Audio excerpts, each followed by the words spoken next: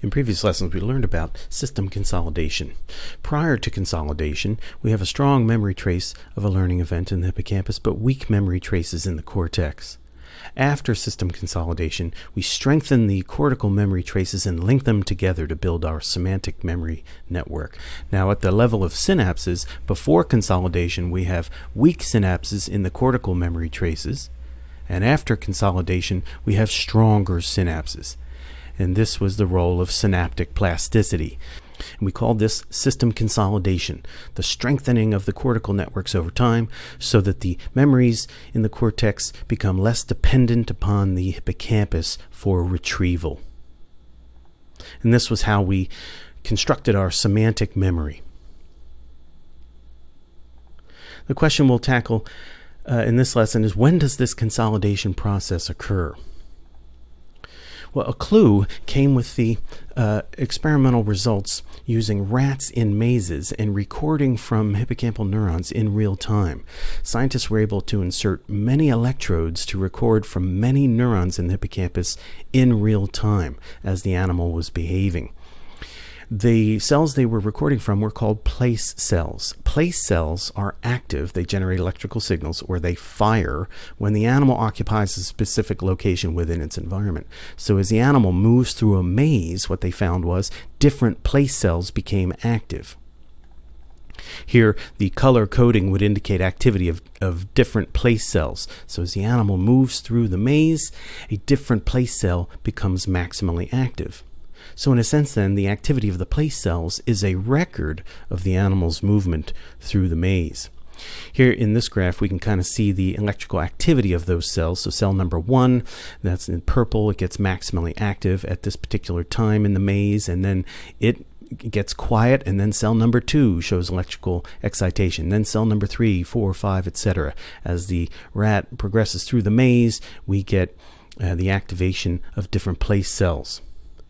So the sequence of place cell activity represents the movement of the rat through the environment. If the rat is going to remember its journey, the sequence of place cell activity would be part of the memory trace. So this allowed scientists then to use this pattern of activity that they recorded when the rat was in the maze to see if that pattern reoccurred later. And sure enough, when the rat was simply resting quietly after it went through the maze, that pattern of neural activity was replayed. So we're going to call this the replay. It was as if the rat's hippocampus was reactivating the sequence of neural activity that just occurred as it was moving through the maze. Now, the actual replay sometimes was in a compressed time frame or sometimes in reverse order, but the idea was that the rat's brain was reactivating memory traces that were formed a moment ago. In fact, if scientists interfered with that replay after learning, they could impair subsequent memory retrieval. So we really do have to have this consolidation process happening. The hippocampus has to be communicating with the cortex to strengthen those cortical memory traces. And this is what we're calling replay. If we interfere with this replay, we're interfering with system consolidation, and so we are interfering with storing strong memories in the cortex. Interestingly, they also detected this replay phenomenon during sleep. So not only does the animal do consolidation immediately after learning, a lot of system consolidation appears to occur during sleep.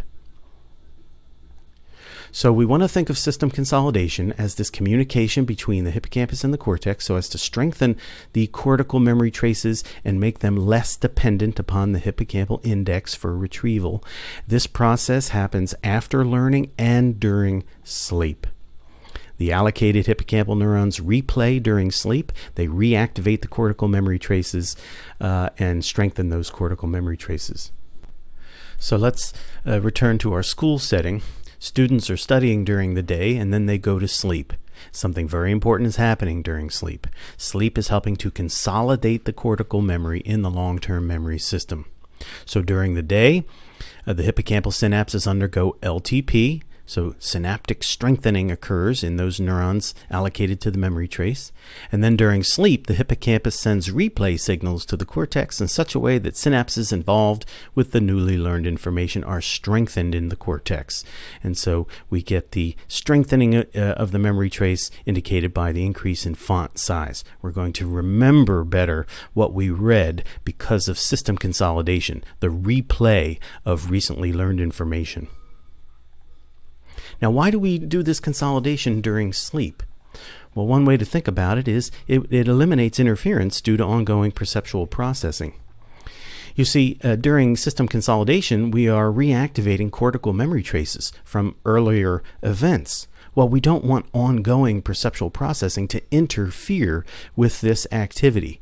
So what the brain does is it goes to sleep.